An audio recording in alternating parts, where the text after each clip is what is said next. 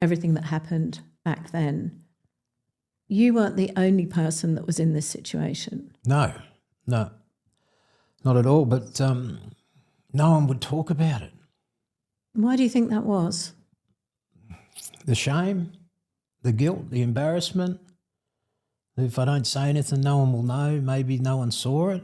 It's all these, feelings, emotions that went on growing up, hiding it and everything like that.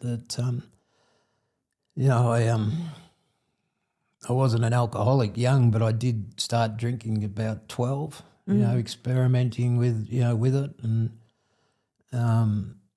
once in a blue moon type of thing. But you get the feeling that those guilt-ridden feelings and that would disappear once a drink. And what I was going to say, what did alcohol do for you at that point? I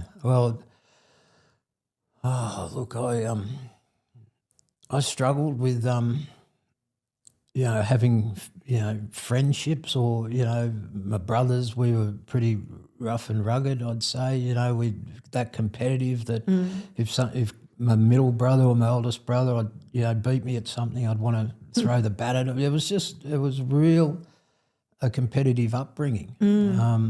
As I've spoken before, Dad was a very, very good sportsman, off scratch at golf and billiards and tennis, anything he put his hand to, ice hockey, he was gifted. Okay. But his mother back in the day wouldn't allow him to go on to golf because there was no money in golf back in the 50s.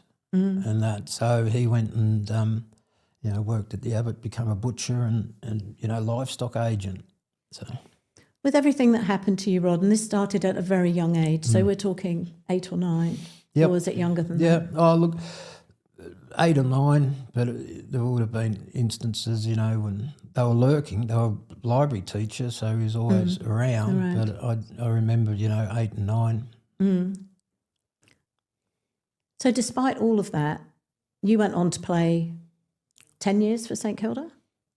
83 to 90, 1983 to 1990. So 8 seasons of that. Yeah. And obviously a very accomplished player.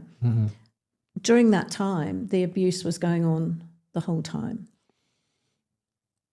At St Kilda, at Little League, and also St Kilda Little League, I played there at 76, 77. Yeah. That's when the perpetrators were 1976, 1977. Yeah.